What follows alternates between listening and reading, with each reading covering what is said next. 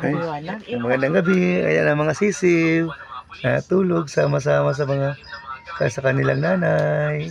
Ang gaganda. Nakalabas yung mga ulo. Ayan po sila. Oh. Bait ng nanay nila. 2, 4, 6, 7 yung nasa labas.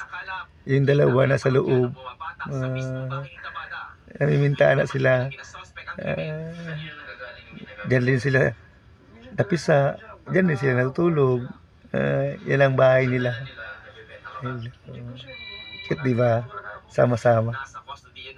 Okay, good night.